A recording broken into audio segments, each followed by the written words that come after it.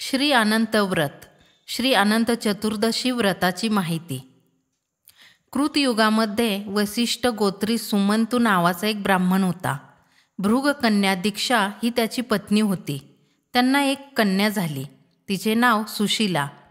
दुर्दैवाने सुशीला अगदी लहान असतानाच सुमंतूची पत्नी दीक्षा मरण पावली. सुशीला अगदी नावासारखीच होती. ती लहानपणी पित्याच्या घरी असताना घरातील सर्व कामे ती अगदी व्यवस्थित करीत असे. घरातील केरवारा, सडा सारवण करणे, अंगणात सुंदर रांगोळ्या काढणे, देवपूजेची तयारी करणे, घरातील सर्व वस्तू स्वच्छ व नीटनेटक्या ठेवणे इत्यादी सर्व कामे ती मनपूर्वक करीत असे. सुमंतूची पत्नी गेल्यामुळे त्याची अग्निहोत्रादी श्रौतकर्मे थांबली होती. म्हणून त्याने द्वितीय विवाह करून दुसरी पत्नी घरी आणली. तिचे नाव कर्कशा.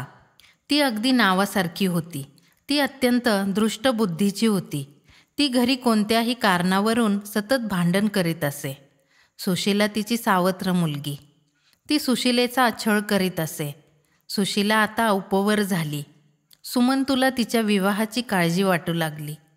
सावत्राई तिचा छळ करीत होती व सुमंतूच्या साधनेतही विघ्न येत होते.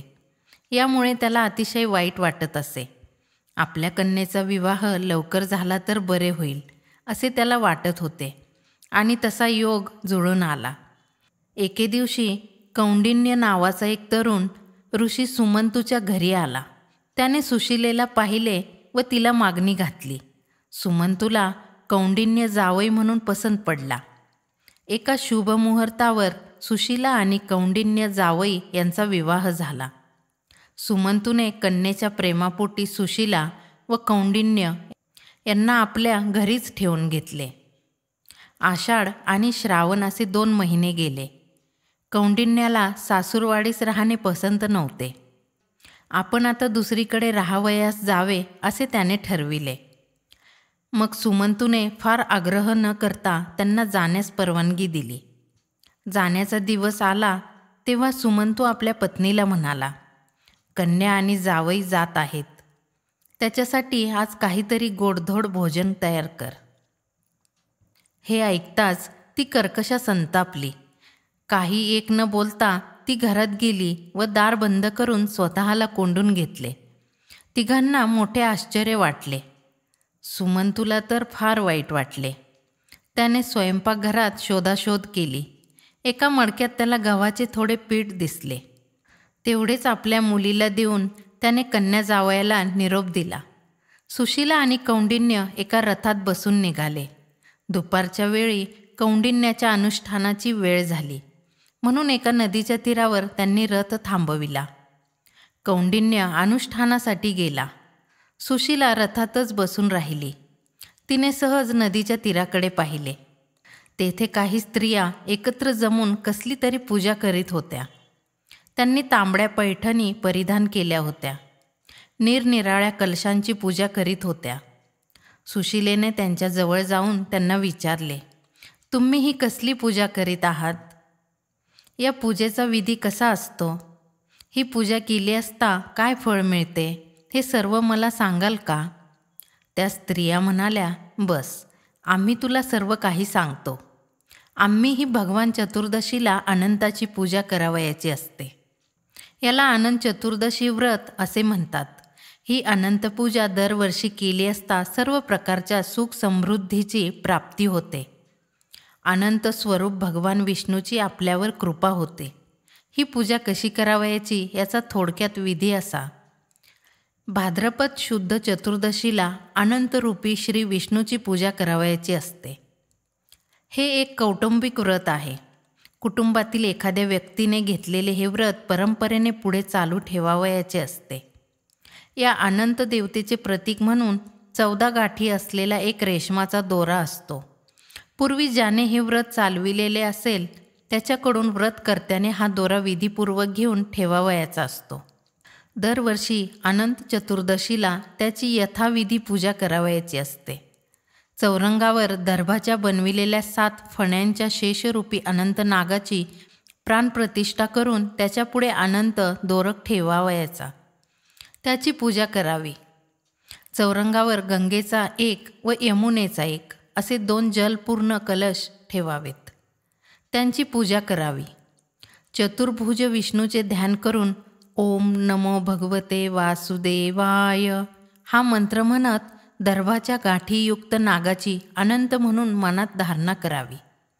नवीन ग्रंथीयुक्त दोरे दोन्ही कलशांवर ठेवून पुरुष सूक्त मंत्रांनी त्यांची पूजा करावी.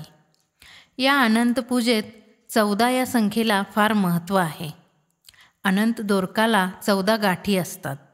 नैवेद्याला 14 लाडू, करंजा, आपूप इत्यादी पदार्थ असावेत. हे व्रत किमान 14 वर्ष करावयाचे असते. 14 वर्षे झाल्यावर या व्रताचे उद्यापन करावे. या व्रतामुळे सर्व प्रकारच्या मनोकामना पूर्ण होतात. सर्व सुख समृद्धींची प्राप्ती होते. अनंत स्वरूपात भगवान विष्णूची आपल्यावर पूर्ण कृपा होते. अनंत व्रताची अशी माहिती सांगून त्या सुशिलेला म्हणाल्या, आजच अनंत चतुर्दशी आहे. तू आजच आमच्याबरोबर ही व्रत पूजा कर. त्यामुळे अनंत स्वरूप भगवान नारायणाची तुझ्यावर कृपा होईल व तुझे मनोकामना पूर्ण होईल. सुशिलेने आनंदाने ते मान्य केले व त्या स्त्रियांच्या समवेत भक्तिभावाने अनंताची यथासांग पूजा केली. मग सुशिला आणि कौंडिन्य रथात बसून पुढे निघाले. काही अंतर गेल्यावर अचानक त्यांना अमरावती समान नगर लागले.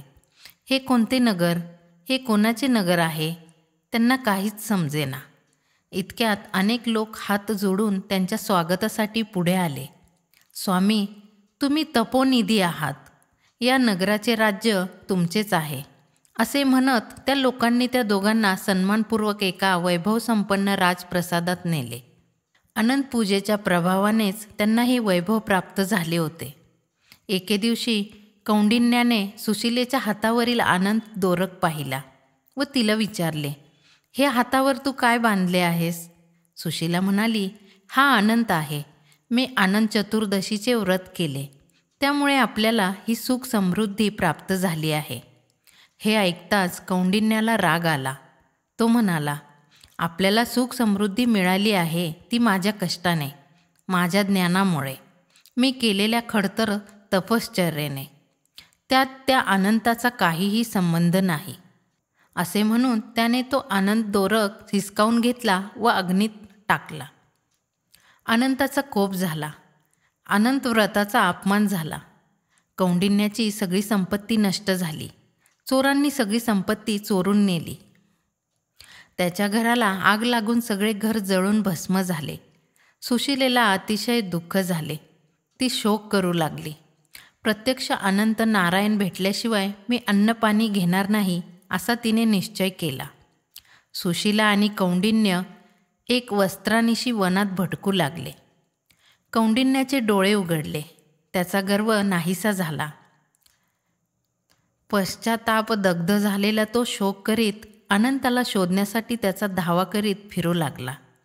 जो कोणी भेटेल त्याला तो विचारू लागला, तुम्हाला अनंत कोठे दिसला का? प्रत्येकजण नाही असे उत्तर देत असे. त्या वनात कौंडिन्याला एक आम्र वृक्ष दिसला.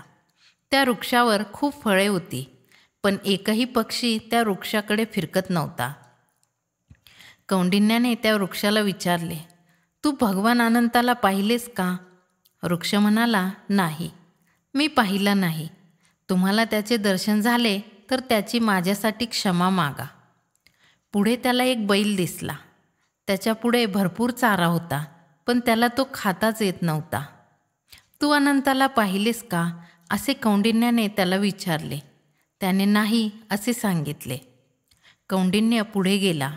त्याला 2 सरोवरे दिसली, पण त्यातले पाणी कुणीच पित नव्हते. त्यांनीही आम्ही अनंत पाहिला नाही, तुम्हाला भेटल्यास आमच्याकडे पक्षी येत नाहीत ही परिस्थिती देवाला सांगा असेच सांगितले. पुढे गेल्यावर त्याला एक गाढव व हत्ती दिसला. ते दोघे नुसतेच उभे होते. कोणी काही बोलत नव्हते, काही सांगत नव्हते. तेव्हा कौंडिन्य दुःखी कष्टी झाला.